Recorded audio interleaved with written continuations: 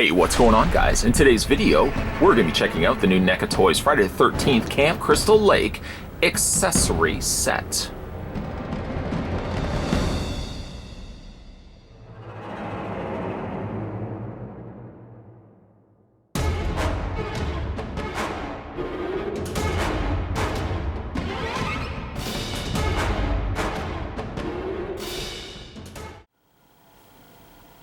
So when you get the Camp Crystal Lake accessory set out of box, you're actually treated to, well, components. You're going to have to put these together. And I thought instead of starting the review with fully assembled components, I would show you how everything kind of starts and then show you how everything subsequently gets put together. There are 3 dioramas, one being the dock pier, one being the Camp Crystal Lake sign, and then one being, I think, one of the more popular choices of the 3, the rock that pins Jason under the water at the very end of Friday the 13th 6 and at the very beginning of Friday the 13th Part 7, where Jason is resurrected. Hopefully, he didn't spoil that for anybody. It is an old movie after all. Anyways, so we're going to start with the dock pier, as it's one of my personal favorites. The pier itself starts with a dirt, kind of sandy bottom here with some stonework. Pebbles and stones and stuff like that. I have to say, very impressed by the boards that they've sculpted and equally so painted very nicely, leading out from the stone dirt area of the land, leading it out onto the pier, and then of course out to the lake itself. There's what it looks like on the underside. Doesn't have as much the paint that you're really only going to be looking at from the top anyways. Fine work though. There are connector tabs on the sides, connector tabs on the top, or one connector on the top. And the components for this assembly, you'll need the logs, and you'll need the largest of all the parts, the components here, you'll need the lamp post. Before we put the lamp post in, I find it's the easiest to put in first, and then you can put all the logs in on the sides. But very nice work here on the lamp post. Got some silver incorporated in there. They've done it in such a way that it looks like as if the light bulb is lit, painting the interior a more stark white, and the outer area of the light bulb a yellow, so it does look like it's actually on. Silver carries itself all the way down. They've even actually sculpted in some wiring there in the bottom as well. The woodwork, the wood grain looks really nice, very clean, and equally so looks realistic. I like that. So we're going to go ahead, and I find of all the things that you have to put together, the lamp post is actually the trickiest. See the shape on the underside here? It's almost like the letter L, or it's a square within with a smaller square taken out from the corner. But I find that this is the more trickier part to put in place, and all the more reasoning why it makes sense to put that in first before you put the log in on the side, because it's a little hard to kind of get your finger in there. So we're going to go ahead, and the first time you do this, you're probably not going to be very successful. You kind of have to, I don't want to use the word break. I never want to use the word break, but you kind of want to force or break in the mold, because it's very tight the first time you do it. For that matter, it's actually very tight after you do it the first couple of times. And just kind of keep wiggling it in there. And you may still find yourself with a bit of a gap. Kind of just keep wiggling it in there until you get until you're pretty happy with the end result. And there's the lamp post. Once that's in place, the logs are a lot easier to apply. Here's what the logs look individually. Given a dry brush on the side of a darker brown, keeping a lighter brown for the undercoat, so to speak. And the many rings. I wonder how old this tree is. There's the rings on the top there. Also added some additional of that kind of medium brown. The underside really doesn't have much, but that's not the side you're going to see it from. You'll see on the side here, you've got an L shape or T shape. Be the best way to describe that. A T shape here will line itself up, there it is right there, with the T shape here. You really want the longer end of the log. The camera's having a tough time focusing. You want the longer end of the log to be the part that's sticking up the most. So you don't want to actually have it this way, you want to have it this way. Line the T up with the T peg, and just kind of, the whole time you're doing this, you may watch me doing this, hold these two boards together, because there's very little, let me flip it around here, there's very little that's connecting each of the boards together. You don't want to be forcing it on and ultimately breaking that section right there, so just want to hold on to that. And do the same on the other side, holding the boards. You're not in a race really, so you can take your time doing this. And just kind of work the board, work the log in place. You can see probably why I put the lamp post in first, because it is kind of tricky to get the lamp post around. You may want to do that as the first step and then put your logs in as a second step. And there is the pier. How about the second one we do is the sign. So the sign is going to have two lights. These lights are not on, and they're going to kind of just stick out from the front, or you kind of want it like this, because this is going to be the connector point, which would mean then if we flip it around, it's going to look like this, like that. And the lamps are going to angle inward toward this sign. So there's a couple of different steps involved in here with putting the sign together. You're going to take, first of all, the middle connecting port, and you'll see it'll only go one way. Let me just show you here. See how it's kind of curved like this? See how it's kind of curved like this? You obviously don't want to have it this way. You want to have it facing forward. Bring the two together. Be very careful. I never like saying the word being careful because it always jinxes it, I feel, for myself. Be very careful of the actual lamps because they are softer plastic. Be very careful of the hooks as well. Also, yes, softer plastic. Gonna take the other end. That one fits a little bit better in place than this one here did. And then you've got the framework here for the sign. I find it best actually to add the support feet to the bottom end of it, to the sign. At least then it freestands, it's freestanding. And then you can get to working on the sign itself. This is what the sign looks like. Got Welcome to Camp Crystal Lake, established 1935. It's got a really nice rustic look to it. There's the back of it. A good sufficient amount of paint that's been added to the back there as well. You've got the little corner pieces that are going to hang with or without the creaking sound. Then you get a couple of these little chains. You get two of them. And they're real chains also. One will loop to the hook, which of all the things that you have to put together in this accessory pack, this is the more, not trickier, but the more, you have to be patient, essentially. You have to be patient. And then go ahead and get the other, and in the process of it, don't drop the chains, which I just did. So I have to go back and retrieve that one. Kind of wish that these weren't plastic because then I wouldn't be as fearful of them breaking, but all things considered, let me go ahead and grab that other chain. Fixing my faux pas, let's go ahead and now add this sign. Gonna loop these on. These are a little easier than getting them on the sign itself.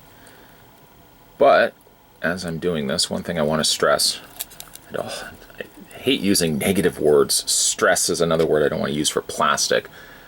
But one thing I want to stress though is when you are putting this on, hold the sign. Don't just let it drape on one chain as you correct the second one. I can't imagine it to be the case happening, but the last thing you definitely would want to happen is putting a lot of weight on one side for a very quick amount of time, and then the plastic on the hook ended up breaking. Yes, of all the things that's required to put this together, I find the sign is the trickiest. The lamp post required the most patience. I suppose this needs patience as well, but this one is just more fiddly and fragile than anything else. And last thing I definitely would want not to happen is for this to break off. The definition of insanity would truly be having to do this until the end of time. Finally got this sign in place, and the chains being metal also add for some nice little effect. for making the sign look like, well, you could really have the sign swingy if you wanted to. Just be, again, mindful that the little hooks don't drop out of the chain as a result of it. And that is the second diorama, which I guess really, if you're not too specific with it being screen accurate, you could kind of put this sign right there, and then you could put like the dock pier like right there, for example. Here is the third and final diorama piece. This is probably a fan favorite, the pinned down Jason via the boulder that Tommy Jarvis threw out into the lake there with the chain wrapped around Jason. Now, with both the sign and the dock pier, I couldn't find actually the Jason Voorhees from part 3. I guess it really doesn't matter because you could use any Jason that you want, but you could display, for this instance, I've got part 4 Jason on the dock pier. I don't think that's as crucial as utilizing the part 6 Jason for this. Now we're going to just keep him here for a second. And let me just show you how everything comes together. So you've got the chain wrapped around the boulder. The chain feels like it is plastic. You've also got the Welcome to Camp Crystal Lake, which has been crossed out to Camp Blood. It's got some nice aged look to it, some additional airbrushing added to that as well. And this actually looks like spray paint, so nice job there. There's the underside, not really much to be said for that. So then you get a component, you get a chain here, which this does feel like a real chain, and then you've got a connector point on the end. You have to move the padlock out of the way to see that there's a slot there, and then the chain fits right into there, all the way down. And through the process of it, it does look like all 4 sides have been wrapped, or at the very least 3 sides have been wrapped around. Then you can go ahead and wrap this around Jason's head. Now, I would say before you do that, you may want to add the support. Now, we'll put that right over there. The support here is a clear rod, 2 connector points at the bottom, and then this shape, which you're looking at it and thinking, I don't know how that's going to really work with Jason. It'll make sense in a second. So we're going to go ahead and take the post, and these are clear plastic, so just be very careful, and just kind of wiggle them into the boulder. Just like so. Get a good, don't want to apply too much pressure, you don't want to break the post as a result of it, but at the very least, you want to make sure that they're in there enough, because this is going to be what's holding Jason up. So this little, let me show you here, this little, what I could only describe as, I don't know, half a spoon, or half a circle. Where does this specifically go? Well, there's no connector point on Jason. And then you realize it has to slide underneath his shirt. A clever use of concealing it, for starters, and a clever use of an already defined, I mean, we know the torsos are rubber that they've applied over top of the existing bodies. So it's a good make use of doing it, where it still actually looks like Jason's levitating. And then once that's in place,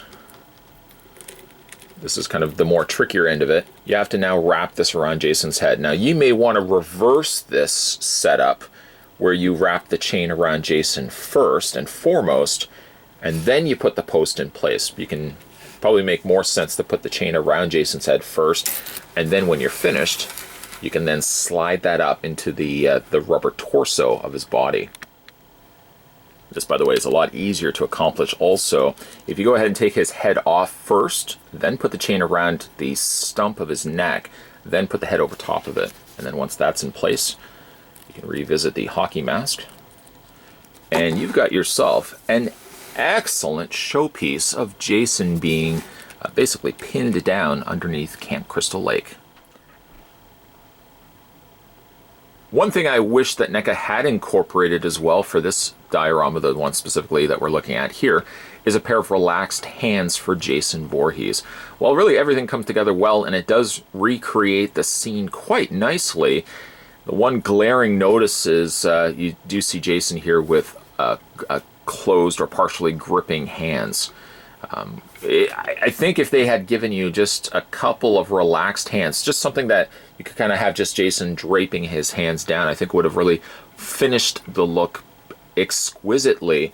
But this is really a nice looking showpiece, especially the way of displaying Part 6. I mean, Part 6 has a unique design to him anyways, because he's very, both the utility belt and his color palettes are a lot different than the other Jasons.